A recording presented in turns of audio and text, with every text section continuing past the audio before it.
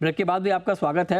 अब हमारे साथ सुधाकर देसाई साहब हैं, प्रेसिडेंट IBPA के और CEO इमामी एग्रोटेक के। तो आपका बहुत स्वागत है देसाई जी।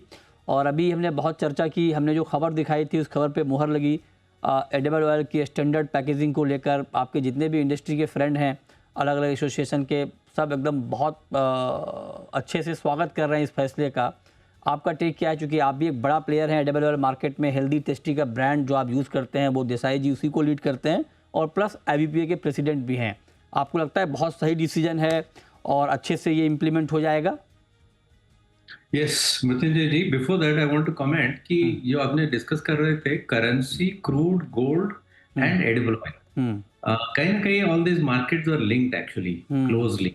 उसका इंटरलिंकेज के बारे में सोच रहा था। और आपको तो बधाई हो, आप तो गोल्ड सिल्वर का एक्सपर्ट बन गए हैं।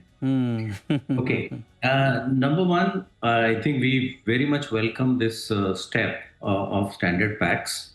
Okay, and I want to formally thank the Ministry of Food and Public Distribution, Consumer Affairs का जो secretaries madam है, and all other officials for this historic move. I'll tell you in a minute why it is historic move. Actually, before 2011, everything was non-standard packs. But उसके बाद एक chapter 5 and chapter 2 में 19 category of products, including flour, atta, suji, pulses, spices, everything became standardized.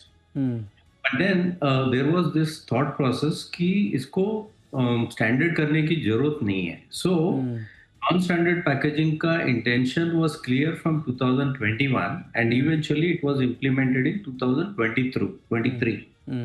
So उस time में क्या हो गया, 23 में all the 19 category of items became non-standard. Now for edible oil, and I must tell you that they also introduced this was the intention number one, to give sufficient freedom to the entire industry in all these product lines. Number two intention was to introduce unit selling price. Okay. That means every whatever grammage you can fill in all these 19 products, but you have to mention the unit selling price for the consumer. So in 21 onwards, at least personally and with my team, we've been visiting the LM department to explain, and we were represented also way back in 2023 itself, that there are two problems with this approach in edible oil. Number one is Desai जी, आपसे गुजारिश है sir, हम चूंकि देश का number 1 Hindi business channel है और मुझे मालूम है कि आपकी हिंदी अच्छी हो गई है, तो आप प्लीज I'll try. Sorry. अच्छा, उसमें क्या है, एक दो प्रॉब्लम्स थे उसमें, बट आपको मैनेज करना पड़ेगा मेरा हिंदी. नंबर वन इज कि इसमें not every consumer is actually very well versed with the कि पीछे का लेबल में देख के कि यूनिट सेलिंग प्राइस क्या होता है. वो बहुत ही मुश्किल है वो एजुकेशन लाना. We couldn't argue that because every लोग तो बोले कि देखो consumer eventually will find out कि यूनिट सेलिंग प्राइस है. बट उससे ज़्यादा दूसरा प्रॉब्लम ये था कि एडिबल ऑयल्स में MRP के हिसाब से यूनिट सेलिंग प्राइस आप अगर हर एक कंपनी लिखता भी है तो most of this products cell below MRP. तो उसके लिए भी कंज्यूमर के लिए बहुत क्लैरिटी नहीं था कि कौन सी ब्रांड सस्ता है, कौन सी पैक क्या है. Third problem was the Nepal and imports. तो they started reducing. I think almost every company in India started reducing from 1 liter 850, then Nepal से 650 700 भी आने लगा था जी. तो there were about 100 packs. So in about we've been representing, but finally there were two problems in making it happen. Okay. Number one, जी, कि आपका logic क्या है कि इसमें एडिबल ऑयल को हटा दे, which was tough. सेकंड क्या है कि इसका पूरा सर्वे करना चाहिए. तो हमने ऑन बिहाफ ऑफ IBPA एक सर्वे किया था नेपाल और लोकल ब्रांड्स का, ठीक है, कि कितने 50 ब्रांड्स हैं. तो I am very happy that the government finally okay sir. तो मतलब आप कह रहे हैं कि IBPA ने भी इसको लेके बहुत प्रयास किया और फाइनली ये हो गया. तो चलिए, IBPA को भी बधाई, आपको बधाई. अब दूसरा सवाल क्विक आंसर चाहूँगा सर. अभी के मार्केट सिनेरियो को देखते हुए, जो जियोपॉलिटिक्स है, जो अलिनो की आशंका है और जो इंडोनेशिया का स्टांस है पाम ऑयल को लेकर, इन सबको देखते हुए अभी डिमांड सप्लाई के हालात कैसे हैं एडिबल ऑयल के और दाम कैसे रहेंगे? Quickly sir.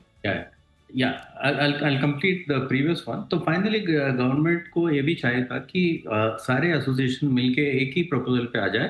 तो finally it was a historical move on the standard packs and it is good for clarity, no confusion, consumer के लिए अच्छा है. Now आपका आता है कि ये मार्केट का क्या नियर बाय सिचुएशन है. तो कुछ तो आपने बताया जियो पॉलिटिकल, जब तक क्रूड ऑयल $90 के ऊपर है तो थोड़ा बहुत वॉलेटिलिटी है और मार्केट भी स्ट्रांग है.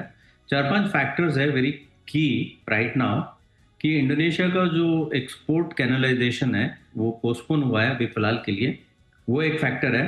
सेकेंड फैक्टर है कि ये जो एल नीनो का जो ये है इसका इम्पैक्ट है.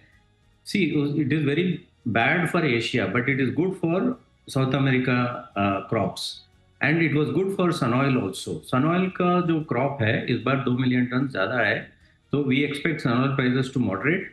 Indonesia is a function of the export canalization.